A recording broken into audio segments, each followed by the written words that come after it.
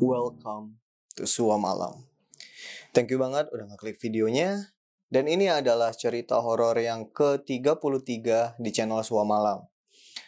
Malam ini gua mau ceritain ke kalian sebuah pengalaman yang gua alamin sendiri bertahun-tahun yang lalu. Udah cukup lama, bahkan bisa dibilang lama banget ini ya. Dan gua sempat lupa tentang pengalaman ini.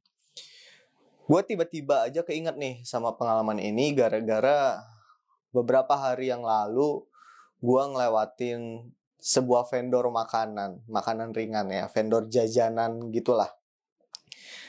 Dan gue langsung tiba-tiba keinget sama cerita yang gue alamin waktu gue kecil dulu gitu. Karena dulu gue sempat, gara-gara pengalaman ini, gue sempat trauma sama sesuatu yang identik sama makanan ini gitu. Mungkin kalian sendiri udah bisa tahu makanannya apa, lihat dari judulnya ya. Ada hubungannya sama jajanan yang di tempat gua itu namanya kue putu ayu. Jadi cerita ini tuh terjadi tahun berapa ya? 2000-an awal. Gua lupa sih persisnya ini tahun berapa. Yang jelas waktu itu gua baru banget naik ke kelas 2 SD. Berarti tahun berapa ya itu ya? Sekarang usia gue sekitar 28 tahun. Ya kalian hitung sendirilah, gue malas hitungnya. Intinya waktu itu gue baru banget naik kelas 2 SD. Itu yang gue ingat karena waktu itu nyokap gue lagi hamil adik gue ya, yang nomor 2, anaknya yang nomor 2. Which itu ya sekitaran masa itu ya, masa gue kelas 1 ke kelas 2 gitulah. Nah jadi dulu, buat yang belum tahu, by the way, gue itu tinggal di sebuah kecamatan di Pulau Sumbawa sana. Dan zaman dulu banget itu, yang waktu gue masih kecil, itu belum jadi kota yang seperti sekarang. Walaupun sekarang tuh bukan kota yang besar juga, tapi karena dia adalah jalur trans daerah gitu, jadi lumayan rame. Sedangkan dulu waktu kejadian ini itu belum seramai sekarang. Rumah-rumah tuh belum sebanyak sekarang. Dan perumahan itu masih dikelilingin sama sawah-sawah, kebun-kebun, bahkan hutan pada saat itu ya. Nah ceritanya, dulu waktu gue masih kecil banget, dari gue belum sekolah, keluarga gue itu masih tinggal bareng sama keluarga besar. Jadi dalam satu rumah tuh ada 3 keluarga tinggal bareng sama kakek nenek gue, sama bokap nyokapnya dari nyokap gue gitu, papa mamanya nyokap gue. Karena si nyokap gue udah mulai hamil lagi, berarti kan nanti tambah momongan gitu, anaknya jadi 2. Pengennya tuh punya private space sendiri lah gitu, area yang lebih privasi untuk tinggal, nggak di-share sama keluarga-keluarga yang lain. Jadi mulailah bokap gue waktu itu nyari-nyari rumah ya. Emang pesan nyokap gue waktu itu ya, boleh cari rumah untuk kita kontrak, tapi kalau bisa nggak usah yang gede-gede banget. Pokoknya yang masih murah lah, masih affordable gitu. Jangan yang terlalu mahal. Kalau bisa semurah mungkin, selama ada paling nggak 2 kamar, biar ada kamar buat orang tua gue dan ada kamar buat gue, of course. Paling nggak ada 2 kamar. Dan kalau bisa tempatnya jangan terlalu jauh sama tempat mama gitu, sama tempat nenek kakek gue yang mereka tinggalin pada saat itu sebelum pindah. Pergilah bokap gue nyari-nyari rumah ya. Gue nggak tahu persisnya berapa lama, mungkin 1-2 minggu gitu dia keliling nyari-nyari rumah, sampai akhirnya ketemulah satu rumah nih. Ketemu satu rumah yang jaraknya itu nggak jauh. Kalau naik motor itu mungkin sekitar 5-10 menit doang. Kalau mungkin ya untuk teman-teman yang tinggal di daerah Sumbawa sana, itu nama daerahnya Telaga Baru waktu itu. Sedangkan tempat nenek kakek gue tuh namanya Telaga Bakti. Jadi masih mirip ya namanya, soalnya nggak jauh nih jaraknya. Cuman waktu itu lu berasa agak jauh karena ya memang masih sepi ya, jalan-jalannya kiri kanan tuh belum banyak rumah. Jadi berasanya kayak jalannya agak jauh aja gitu. Padahal mah sebenarnya enggak. Nah, tempat rumah calon kontrakan kita ini yang di Telaga Baru itu tempatnya lebih menjauh sedikit dari pusat kotanya gitu. Jadi agak ke utara sana dikit. Dan rumah-rumah di situ masih termasuk rumah-rumah yang jarang-jarang. Jadi tetangganya tuh nggak sebanyak di tempat nenek kakek gue. Kalau di tempat nenek kakek gue tuh bener-bener kiri kanan itu udah rumah gitu, depan belakang tuh udah rumah dan cukup padat gitu rumah-rumahnya. Sedangkan di Telaga Baru tuh enggak. Di Telaga Baru itu dia cuma ada satu jalan utama, dan itu pun jalannya belum diaspal ya, masih pasir dan bebatuan gitu. Cuma ada satu jalan utama yang mungkin kalau dimasukin sama mobil tuh cuma muat satu mobil doang. Dan rumahnya tuh cuma ada di pinggir jalan itu doang. Jadi ini jalan, nah rumahnya tuh cuma ada di seberang-seberangan itu doang, sepanjang jalan itu. Sedangkan di area belakang sana, di belakang rumah-rumah tersebut, itu tuh masih sawah, ada yang kebun, bahkan kaki bukit gitu. Jadi gak rame, dan kalau malam itu sepi. Cuman yang jadi pertimbangan bokap gue waktu itu, ini rumahnya oke nih, karena rumahnya itu punya halaman depan yang luas, halaman samping yang luas, ada 2 kamar di dalamnya, ada dapur di dalam rumahnya juga. Walaupun kamar mandinya, WC-nya gitu, itu ada di luar, terpisah dari rumah. Jadi WC-nya tuh ada di area halaman belakang. Which pada saat itu di kebanyakan rumah itu masih umum. Jadi masih banyak rumah-rumah di sana yang memang kamar mandi atau toiletnya itu terpisah dari rumah. Soalnya waktu itu belum umum kita pakai PDAM ya, dan belum banyak juga yang pakai mesin jet pump. Jadi rata-rata rumah itu bakal punya sumur galian yang manual gitu di belakang, dan pakai kerek gitu, pakai katrol. Jadi ada ember. Gue yakin lah teman-teman yang 90-an ke belakang sana ngerti gitu ya. Ada ember biasanya yang dikaitin sama tali. Biasanya talinya dari karet atau dari nilon juga bisa. Terus di atas tuh ada katrol. Jadi kita kayak gerek bendera gitu kalau nimbah airnya. Nah, biasanya tuh tiap rumah bakal punya itu, sumur itu di belakang, dan akan ada kakus semacam bilik yang isinya cuma toilet jongkok doang gitu di dekat situ. Kalau mandinya mah biasanya langsung dari dekat sumur itu. Nah, waktu itu kondisi rumahnya seperti itu. Jadi di belakang ada sumur dan ada satu ruang kakus. Dan kakusnya tuh ya sederhana banget, cuma satu bilik doang, nggak sampai 1 kali 1 meter, bahkan nggak ada lampunya di kakusnya tuh. Tapi saat itu bokap gue bilang ya, itu nggak apa-apa lah ya gitu. Toh kita juga cuma pakai buat mandi sama buang air doang, nggak usah harus mewah-mewah. Yang penting kita bisa tinggal di dalamnya, bisa punya ruang privasi sendiri, kamarnya juga ada 2 gitu kan. Dijelasin seperti itu ke nyokap gue, dan nyokap gue setuju-setuju aja. Jadilah akhirnya setelah berembuk dan oke, dibayar, dan kita mulai pindah ke sana. Setelah pindah ke sana, ya 1-2 hari adaptasi gitu ya. Biasa gue waktu itu buat alasan biar bisa izin sekolah, nggak masuk sekolah gitu. Jadi gue stay di rumah aja untuk adaptasi aja sebenarnya, adaptasi sama lingkungan, main-main keliling-keliling sekitar situ, biar mapping istilahnya kalau zaman sekarang ya, mapping area gitu, biar tahu daerahnya seperti apa kalau mau main kemana. Karena gue pindah cukup jauh dari point of view gue ya, cukup jauh pada waktu itu dari rumah kakek nenek gue ngasih satu request ke nyokap gue pada saat itu. Bu, boleh nggak kalau Al minta pindah tempat ngaji? Nah, jadi anak-anak pada zaman itu kan semuanya yang muslim ya, itu pasti punya satu tempat ngaji untuk belajar ngaji, yang biasanya itu ada beberapa yang kelasnya sesudah asar, berarti sekitar jam 4-an gitu sampai sebelum maghrib. Dan kebanyakan justru itu setelah maghrib sampai isya. Jadi waktu ngajinya tuh biasanya jam 7 sampai jam 8, setengah 7 sampai jam 8 malam gitu lah. Nanti sholat isya di tempat ngajinya sekaligus gitu ya, sholat maghrib, sholat isya. Baru habis sholat isya baru pulang ke rumah. Dan biasanya mereka akan pilih tempat ngaji yang dekat sama rumah.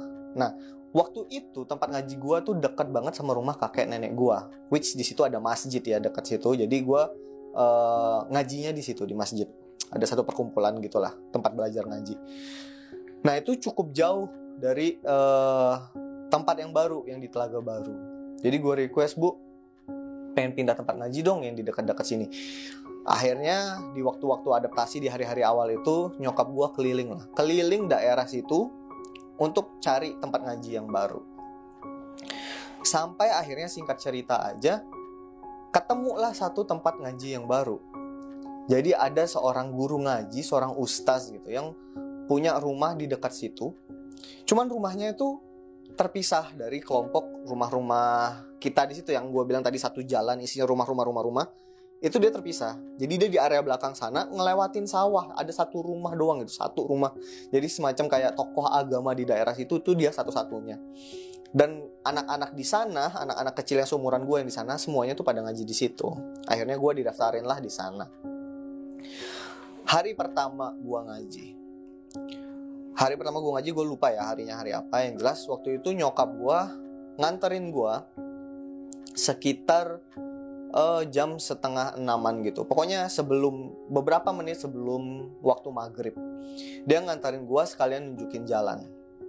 Oh ya, untuk kasih konteks, bokap gue tuh kerjanya beda daerah dari tempat kita tinggal ya. Dan dia biasanya tuh punya jadwal 6 hari kerja, 2 hari libur. Jadi saat dia kerja 6 hari dia nggak di rumah, nggak pulang sama sekali. Nanti saat libur dia baru pulang ke rumah 2 hari, terus dia balik kerja lagi. Jadi jarang banget bokap gue tuh ada di rumah. Gue cuma sama nyokap gue doang gitu. Jadi yang nganterin gue ya nyokap gue. Nyokap gue nganterin gue waktu itu pergi ngaji. Masih terang ya, karena kan belum sepenuhnya tenggelam matahari. Masih ya orange-orange gitu lah, senja gitu ya. Nyokap gue nganterin, ngelewatin pematang sawah, nunjukin jalan. Ini jalannya nggak susah kok, cuma lurus aja tembus ke sawah sana gitu. Oh iya bu. Tuh lihat nggak tuh yang ada rumah gubuk yang atapnya jerami. Masih tradisional banget ya waktu itu. Nah, itu di situ ya tempat ngajinya. Nanti kalau udah selesai ngaji, abis isya, balik sendiri bisa kan? Nyokap gue nanya gitu ke gue. Dan pada saat itu, gue mengiyakan, iya bu bisa gitu. Karena yang ada di pikiran gue adalah, ini gampang kok jalannya, bener-bener cuman lurus doang ngelewatin sawah gitu. Jadi pematang sawah, kiri kanan tuh sawah yang cukup luas. Lebih jauh ke sana tuh kebun semua. Jadi jalannya gampang, lewatin aja, ikutin aja tuh pematang sawah gitu. Kalau gue mau balik tinggal gue backtrack aja, jalanin jalan yang tadi sampai akhirnya gue tembus masuk ke jalan besar yang masih bebatuan dan pasir itu, yang masih banyak rumah-rumahnya. Ya udah gue tinggal cari rumah gue. Sesimpel itu. Jadi gue waktu itu dengan gampangnya mengiyakan gitu. Iya bu, gitu. Gampang. Ya udah, begitu nyampe, gue salim sama nyokap gue pulang. Udah gue mulai ngaji, kenalan sama ustaznya, kenalan sama teman-teman di situ. Dan biasalah ya, habis ngaji nanti akan ada jam istirahat dan kita mulai ngobrol-ngobrol tuh sesama anak-anak kecil ya, sesama bocil kita ngobrol-ngobrol. Dan rata-rata anak-anak di situ jadi ngumpul ke gua ngobrol-ngobrol karena ya gua anak baru kan. Mungkin mereka excited juga, wah ada anak baru nih gitu, ngobrol yuk gitu.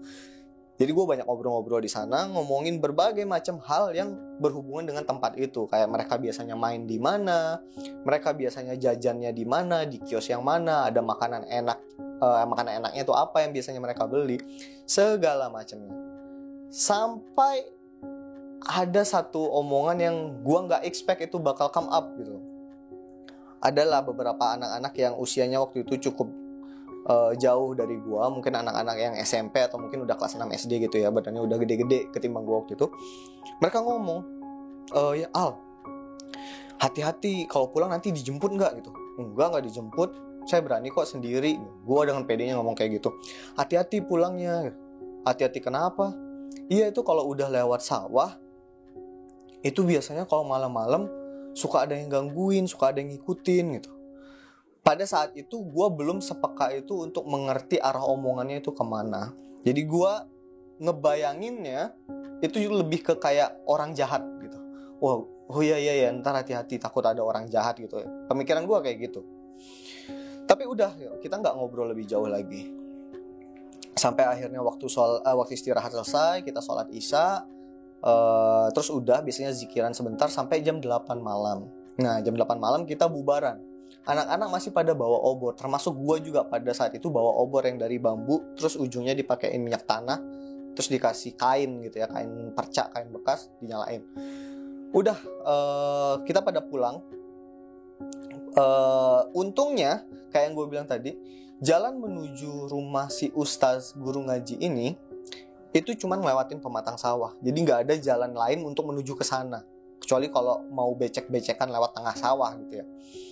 Jadi pada saat pulang, itu rame-rame bareng-bareng. Sorry ya, ada suara kucing gue. Itu rame-rame bareng-bareng pas pulang. Jadi satu baris gitu jalan. Dan gue sama sekali nggak merasa takut, karena ya udah rame-rame gitu kan, pada bawa obor semua dan jadi terang. Jadi terang jalannya. Tapi itu berubah saat akhirnya kita keluar dari area sawah, mulai masuk ke area perkampungan. Dan akhirnya mereka semua mencar. Teman-teman gue akhirnya mulai mencar gitu kan. Begitu semuanya mencar, gue baru nyadar ternyata rumah gue adalah yang paling jauh dari jalan yang menuju rumah tempat guru ngaji itu. Jadi yang lain udah sampai rumah mereka masing-masing, udah masuk ke dalam rumah gitu ya, masuk pagar, masuk ke dalam rumah, pintu ditutup, brak. Itu gue masih di jalan, masih jalan menuju rumah gue gitu. Dan gue juga baru sadar sesuatu yang berbeda juga. Di Telaga Baru ini, itu beda sama di Telaga Bakti sana, tempat kakek nenek gue. Di tempat kakek nenek gue, itu banyak banget penduduknya yang sudah usia remaja. Anak-anak SMA, bahkan yang udah lulus SMA itu banyak. Dan biasanya mereka itu akan nongkrong malam-malam ya kan, di depan rumah, di teras, di pos kamling. Sampai jam 12 malam itu masih ada orang main gitar, main gaplek gitu kan, nonton TV rame-rame. Itu banyak. Jadi rame gitu suasana. Sedangkan di Telaga Baru ini rata-rata itu adalah orang-orang yang baru menikah, yang baru pindah ke sana, dan orang-orang tua. Hampir gak pernah ketemu gue sama orang usia remaja. Yang SMA, yang usia 20 tahunan, itu jarang banget gue lihat gitu. Nah, dan gue ngeh banget malam itu. Kenapa? Karena kok ini baru jam 8 tapi udah gak ada orang di jalan. Setelah teman-teman gue masuk ke rumahnya masing-masing, itu benar-benar sepi. Gue benar-benar sendirian di jalan itu. Dan penerangan gue benar-benar dari obor. Ya ada sih penerangan sedikit-sedikit dari teras-teras rumah, tapi itu pada masih pakai lampu kuning gitu yang mungkin cuma 5 watt doang. Jadi ya jalan itu kondisinya remang. Gak ada pos kamling di situ dan gak ada tiang biasanya kayak lampu jalan yang dibayar sama pemerintah gitu. Itu gak ada, benar-benar gelap. Nah di situ gue udah mulai takut. Cuman rasa takut gue masih mengarah ke takut ada penjahat gitu. Takut ada orang jahat, rampok, copet atau sejenisnya. Walaupun gue juga gak bawa apa-apa yang berharga ya. Gue waktu itu masih ya menengah ke bawah lah gitu. Jadi gue gak mengarah ke sana. Entah kenapa ya, mungkin anak kecil ya. Takut aja gitu, takut diapa-apain. Gue mulai mempercepat langkah gue. Tek. Dan itu masih cukup jauh ya. Mungkin gue masih harus jalan 5-10 menit lagi. Mempercepat langkah gue. Sampai tiba-tiba gue ngedengar sebuah suara yang bikin gue itu merinding banget. Yang langsung gitu. Karena pas gue lagi jalan, gak lari ya, cuman jalan cepat gitu. Jalan cepat, tak, pengen cepet-cepet pulang. Dari arah belakang gue, itu sayup-sayup gue ngedenger suara dengungan. Gitu. Di situ gue langsung agak stun. Gue nggak yang berhenti diem gitu, nggak. Gue tetap jalan tapi kayak langsung notice gitu, kayak itu apaan gitu. Dan yang bikin serem adalah lama-lama suara itu ngedekat dan itu cukup cepat dan makin gede volumenya. Jadi mendengung gitu. Dan makin dekat dengungannya tuh semakin semakin solid gitu, semakin bulat gitu dengungannya. Yang dari tadinya cuman lama-lama jadi kayak gitu. Itu ngedekat ke gue, dan itu gue lari sebisa gue sampai akhirnya gue nyampe ke pagar rumah. Gue buka, jebrak, gue masuk ke pintunya nggak dikunci waktu itu, pintu depan ya, karena nyokap gue lagi nongkrong di ruang tengah lagi nonton TV. Mungkin karena sekalian nungguin gue juga kan. Gue langsung jebrak, tutup. Nyokap gue kaget gitu. Kenapa gitu? Gak apa-apa. Dan suara itu masih ada, suara dengung itu masih ada. Gitu. Gue penasaran, ini apa sih? Terus gue buka pintunya, oh sial, ternyata itu adalah tukang putu ayu. Dan itu pertama kalinya gue ngeliat tukang putu ayu, dan gue pertama kalinya tahu kalau tukang putu ayu tuh masarin jajanannya dia tuh pakai suara uap dari pancinya dia atau apalah itu ya, yang keluar asap uap gitu sambil berdengung gitu. Sebelumnya gue nggak pernah tahu. Gue tahu kue putu ayu, tapi gue nggak pernah tahu orang jualannya tuh kayak gimana, masarnya kayak gimana. Karena di Telaga Bakti tuh nggak ada yang lewat. Biasanya kalau malam-malam tuh yang lewat bakso atau sate gitu. Putu ayu tuh nggak pernah. Ternyata di Telaga Baru tuh ada yang jual putu ayu tiap malam gitu kan. Oh ya udah, tenang, berarti bukan setan atau orang jahat gitu. Ya udah, lewatlah malam itu. Cuman sejak ngalamin itu gue agak terngiang-ngiang lagi sama cerita si temen-temen di tempat ngaji gue tuh yang serem gitu kan. Akhirnya gue request ke ibu, "Bu, boleh nggak kalau tiap ngaji sama pulang ngaji ibu jemput? Karena nggak berani sendirian gitu kan, takut ada apa-apa." Di situ nyokap gue ya akhirnya mengiyakan juga kan. Ya udah ntar ibu jemput deh mulai besok gitu. Oh ya udah, gue tenang. Lewat dari momen itu, gue nggak inget persis berapa lama. Long story short, singkat cerita aja, suatu hari gini. Jadi dulu tuh gue punya sebuah kebiasaan kalau malam pulang ngaji ya. Jadi sekitar jam 8:30 atau jam 9 dulu itu ada sebuah sinetron di TV. Sinetron horor komedi sebenarnya ya. Mungkin beberapa teman-teman yang 90-an ke belakang ada yang ingat. Itu tentang perkampungan Betawi yang dihantui oleh dua sosok pocong yang saling bermusuhan satu sama lain gitu. Ada pocong hijau dan ada pocong merah.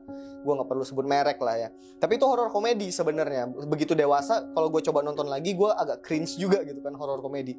Tapi buat gue pada waktu itu hiburan yang udah bagus banget dan itu cukup serem gitu. Jadi tiap kali pulang ngaji, gue tuh suka nonton itu di ruang tengah sambil nyokap gue tuh nemenin. Biasanya sambil nyetrika baju di dekat situ, entah dia temenin di ruang tengah juga, atau nyokap gue nyetrika bajunya di dalam kamar, tapi pintu kamar dibuka. Karena gue takut juga nonton itu kan. Nah itu sering banget. Dan kayak gini, tadi kalian ingat gak gue bilang kalau di rumah gue itu kamar mandinya tuh ada di luar. Jadi kamar mandinya tuh ada di area halaman belakang di dekat sumur kerek gitu. Dan itu cuman kayak kakus doang. Kakus tuh maksudnya gimana ya? Bukan ruangan permanen, bukan WC permanen yang ditembok full, terus ada pintu yang ketutup full, atasnya atap, enggak. Tapi ini kayak ruangan semi permanen. Jadi tembok betonnya itu nggak tinggi, nggak full, paling cuman kalau orang dewasa cuman sepelipis atau sedahi doang gitu, ngelingker. Terus pintunya cuman kayak pintu kayu doang yang itu juga nggak full atas bawahnya gitu. Di dalamnya cuman ada satu ember sama toilet jongkok. Nah, suatu malam pulang ngaji, seperti biasa gue lagi nonton sinetron horor komedi itu ya, yang dua pocong itu. Tiba-tiba gue kebelet nih, pingin buang air besar. Dan gue takut ya, karena di kakus di belakang itu gak ada lampu juga. Seperti biasa, gue manggil nyokap gue, "Bu, temenin dong, mau beol," gitu. Gak ada jawaban dari nyokap gue. Gue ngeliat ke kamar, pintunya ditutup. Oh berarti ibu gak di dalam. Karena biasanya ibu kalau nemenin gue nonton, pintunya tuh dibuka kalau ibu lagi di dalam gitu kan. Dan pada saat itu mungkin gue lagi kasihkan nonton, jadi gue nggak ngeh juga posisi ibu tuh lagi di mana. Gue akhirnya nyari, gue masuk ke arah belakang, ke arah dapur, dan ternyata di situ ada nyokap gue lagi berdiri. Cuman dia nggak nyautin gue akhirnya ngedeketin dia, gue pegang dasternya gitu, bu ayo temenin, mau ke belakang, mau beol gitu. Nyokap gue nggak jawab, tapi dia balik badan dan ngikutin gue. Ya udah, gue jalan, gue masuk ke kakus gitu. Dan dari dalam kakus gue masih bisa ngeliat sedikit gitu bayangan nyokap gue berdiri di depan nungguin gue. Ya udah, gue beol gitu kan. Gue buang air besar di situ. Gue nggak ngerti juga itu berapa lama pada saat itu. Sampai akhirnya lagi asik-asiknya tuh gue kaget begitu gue ngedenger suara nyokap gue manggil gue, Al, di mana? Al, di mana? Gitu. Gue ngedenger jelas banget itu suara nyokap gue manggilin gue, dan dia itu suaranya dari arah jauh sana, dari arah dalam rumah. Gue ngedenger jelas banget suara nyokap gue manggil gue dari arah dalam rumah, dan itu suara dia kayak panik gitu, Al, di mana? Al, di mana? Gitu. Sedangkan di saat yang bersamaan, jadi posisi WC jongkoknya itu ngadep ke pintu yang dari kayu renggang-renggang gitu. Dan dari sela-sela kayu itu, gue masih bisa ngelihat nyokap gue tuh pakai daster lagi berdiri di situ.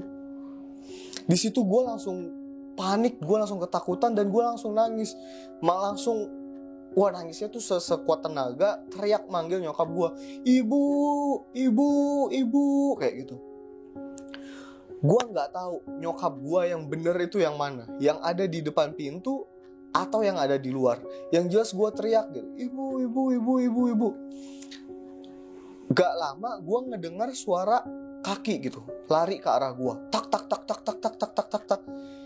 Itu jelas banget ya suaranya karena waktu itu lantai area belakang tuh, area dekat kakus dan area sumur itu udah disemen.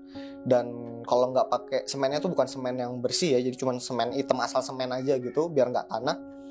Tapi kan kotor karena nggak ada atapnya kan, jadi kita kalau keluar itu pasti pakai sendal teplek gitu, sendal yang cuman seadanya aja, yang sendal jepit gitu. Jadi gue ngeh kalau itu nyokap gue keluar rumah pakai sendal lari ke arah gue gitu. Kedengeran bunyi sendalnya plak plak plak plak plak plak plak plak gitu. Sampai akhirnya nyokap gue langsung ngebukain pintu WC gitu. Dan split second pada saat itu gue inget, kan di depan gue nih ada celah-celah pintu gitu kan. Gue inget ngeliat daster nyokap gue di situ. Dan kelihatan juga ada nyokap gue yang sama persis gitu, warna dasternya itu lewat menuju ke pintu. Dan pas sampai depan pintu yang itu hilang gitu, kayak langsung buka pintu jebrak gitu. Kok nggak ngomong-ngomong sama ibu mau ke WC? Ibu pikir Al kemana, hilang apa gimana gitu. Di situ gue cuma nangis doang, dan pada saat itu gue belum punya kapasitas untuk menjelaskan apa yang gue alamin ke nyokap gue. Gue cuma ya udah nangis. Waktu itu gue dicebokin ya, saking gue nggak berani ngapa-ngapain. Terus ya udah ke dalam gitu, gue langsung tidur. Tapi gue masih inget banget pada saat itu. Cuman gue nggak nyeritain ke nyokap gue gitu. Gue belum ada kapasitas itu ya pada saat itu. Dan dari situ gue jadi trauma untuk buang air di kakus. Entah itu buang air kecil atau buang air besar. Kalau buang air besar gue masih lebih tenang. Kenapa? Karena nyokap gue masih mau nemenin. Misalnya gue bilang, Bu, mau beol gitu ke belakang. Oh yaudah, ntar nyokap gue temenin gitu ke belakang, seperti biasa. Tapi kalau gue cuma bilang, Bu, mau pipis, ya udah pipis sana, kan sebentar doang, kayak gitu. Jadi gue nggak ditemenin kalau cuma mau pipis. Akhirnya gue nggak berani, karena kan nggak ditemenin kan, gue nggak berani ke belakang. Otak nakal gue pada saat gue masih kecil itu akhirnya memutar bukan berusaha untuk memformulasikan solusi gitu. Apa yang harus gue lakuin supaya gue bisa pipis dengan tenang. Sampai akhirnya gue teringat sebuah rutin yang selalu terjadi setiap malam. Sekitar jam-jam pulang ngaji, jam-jam 8 atau kadang agak telat-telat dikit, setengah 9 atau jam 9, akan ada tukang putu yang lewat depan rumah gue, yang bunyi ngung tadi itu. Tiap malam itu yang kan gue bisa dengar tuh, oh makin dekat, oh tukang putunya keluar gitu. Saat tukang putu itu keluar, gue ngerasa berani karena ada orang di depan, walaupun cuma sekedar tukang putu lewat. Nah, pada saat itulah gue akan buru-buru untuk keluar rumah ke halaman depan, buka pintu, ke teras, dan gue pipis di samping teras. Iya, itu nggak untuk dicontoh ya adik-adik yang nonton gitu. Jadi gue pipis di tanah dekat teras gitu, sambil gue masih bisa ngeliatin tukang putunya lewat. Jadi gue menganggap dia kayak orang yang nemenin gue pipis gitu. Begitu dia udah lewat, ya udah gue buru-buru naikin celana, masuk ke dalam lagi. Udah, semalaman gue nggak bakal pipis, nggak bakal buang air kecil lagi. Kecuali kalau buang air besar, gue minta nyokap gue temenin gitu kan, bisa sekalian pipis gitu. Dan itu gue lakuin cukup sering setiap malam. Rutinnya jadi kayak gitu. Gue ngaji, diantar jemput nyokap gue, pulang ke rumah, nonton sinetron pocong gitu kan. Kalau gue mau buang air besar, gue akan minta nyokap gue temenin. Kalau gue mau buang air kecil, gue akan nunggu suara putu lewat. Saat putunya lewat, gue baru keluar, gue buang air kecil di tanah di dekat teras. Setiap hari gue melakukan hal yang sama. Sampai pada suatu waktu, gue lagi nonton nih si film itu ya, si sinetron itu, lagi seru-serunya lagi berantemnya ini antara si pocong merah sama si pocong hijau. Wah seru, wah serem gitu. Tapi gue cukup sadar juga nih, duh, kan pintu kamar kebuka. Nyokap gue tuh tadi tuh lagi nyetrika seingat gue. Tapi pas gue lirik lagi, nyokap gue tuh ternyata udah tidur. Di situ gue ngerasa ngeri nonton sendiri. Tapi gue juga nggak mau ngelewatin film ini, episode ini, karena lagi seru-serunya nih, lagi klimaks-klimaksnya pertikaian antara pocong merah dan pocong hijau itu gitu. Gue nggak mau kelewatan, jadi gue tetap nonton. Makin gue nonton makin serem, makin gue nonton makin serem gitu kan. Kalau gue nervous gue bakal minum susu. Karena gue kebanyakan minum mungkin dan mungkin nerve gue lagi naik-naiknya, gue kebelet pipis lah. Gue lihat ke arah jam. Waduh, udah jam 9. Kok tukang putu nggak lewat-lewat nih gitu. Gue sempet berusaha meyakinin diri gue, apa gue harus, sorry gue dari tadi ngeliatin ini karena mulai lobet ya, apa gue harus memberanikan diri untuk ke belakang ya, ke kakus, buang air kecil sendiri. Tapi nanti takut kenapa-napa, takut ketemu sama sosok yang mirip ibu waktu itu gitu kan. Tapi kalau gue ke depan juga nggak ada orang, gelap. Lebih serem lagi gitu kan, karena lebih luas areanya. Di jalan nanti tiba-tiba ada yang lewat gimana gitu. Aduh, gue dilema banget mau ngebangunin nyokap. Gue gak berani gitu, karena nyokap gue cukup galak juga ya waktu itu. Sampai akhirnya gue memutusin untuk ya udah tahan dulu deh gitu. Tahan dulu. Sekitar jam 9 lewat 10 atau 15 menit dari gue mikir tadi, mulai kedengaran bunyi dengung yang familiar di telinga gue. Wah, di situ gue seneng banget. Wah, akhirnya. Tapi gue belum berani keluar.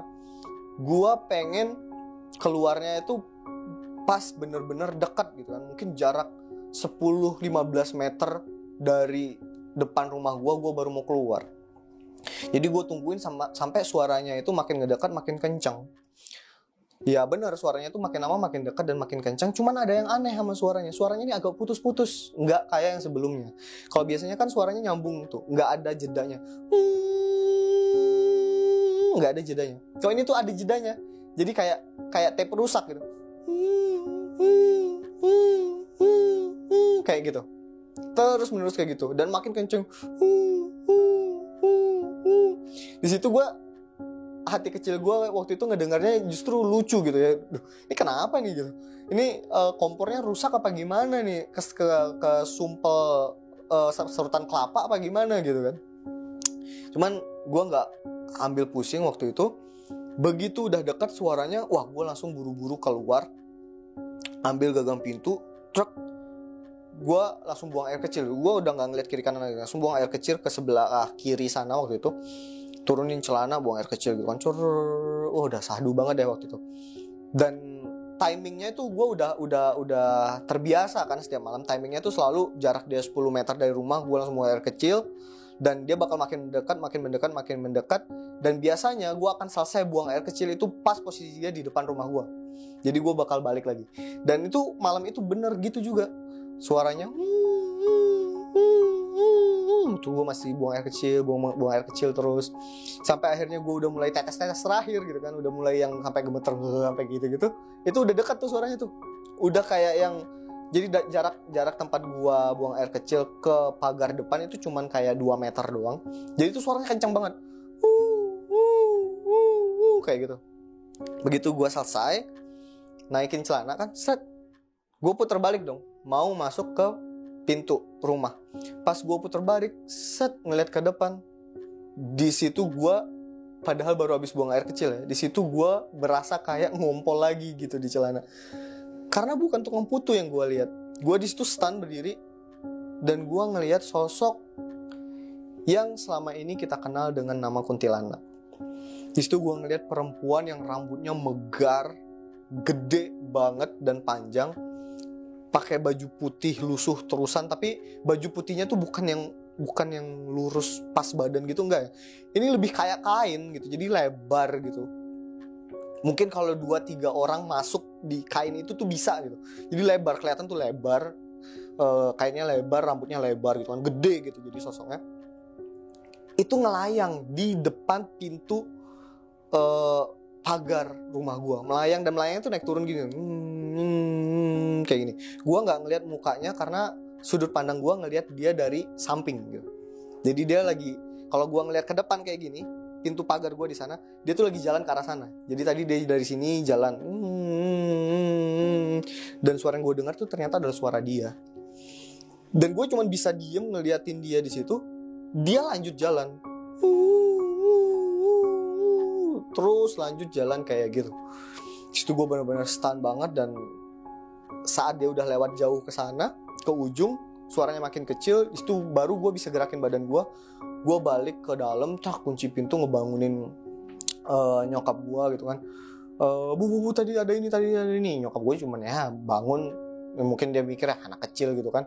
Enggak kali, salah lihat kali, kebanyakan nonton film serem kali, udah tidur. Nyokap gue cuman gitu doang. Cuman gue dengan jelas banget nginget itu.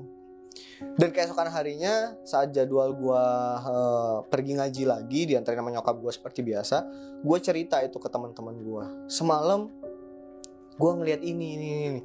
Dan ternyata teman-teman gue yang usianya lebih tua dari gue yang waktu itu meringatin gue, dan kalau gue harus hati-hati kalau pulang, itu ngomong kalau itu yang kita maksud. Jadi anak-anak di sini itu hampir semuanya udah pernah dikejar sama dia. Itu kenapa kalau jam 8 ke atas itu nggak ada anak-anak yang main di luar. Kalau misalnya dia munculnya nggak nentu, nggak setiap malam. Tapi kalau dia muncul dan ada anak-anak yang main di luar, dia bakal ngikutin tuh anak-anak.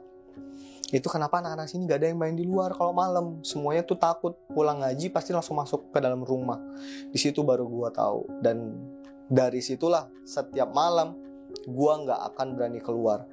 Dan setelah malam itu ya, malam-malam selanjutnya, setiap kali tukang putu lewat dengan suara itu gue langsung ngeringkuk, langsung masuk ke kamar. Gue nggak berani, walaupun gue tahu itu tukang putu gitu.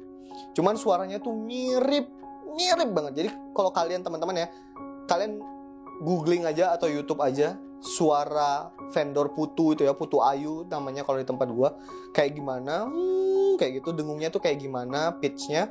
Nah kalian bayangin aja tuh putus-putus, atau kalian play pause gitu di YouTube. Kurang lebih itu yang gua denger malam itu, karena persis banget, cuman bedanya dia ada jedanya.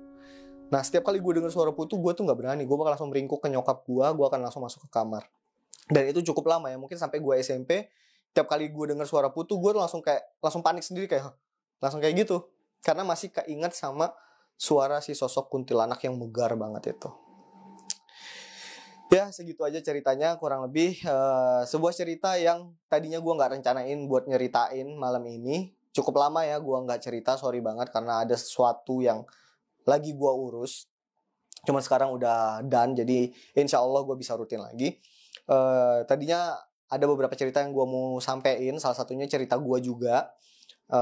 Yang lainnya itu cerita dari subscriber ya, dari teman-teman Sua Malam. Cuman gara-gara beberapa hari yang lalu gue ngeliat tukang putu ayu ya, gue langsung keinget, oh iya dulu pernah ada pengalaman yang berhubungan sama putu ayu. Dan itu cukup wow juga buat gue pribadi. Dan mudah-mudahan cerita kali ini bisa ngehibur teman-teman semua. Thank you banget buat teman-teman yang udah nge-like video di Sua Malam, ninggalin komentar, nge-share ke teman-teman yang lain, terutama sama teman-teman yang udah nge-share cerita-cerita kalian ke emailnya Sua Malam atau via Google Form di kolom komentar.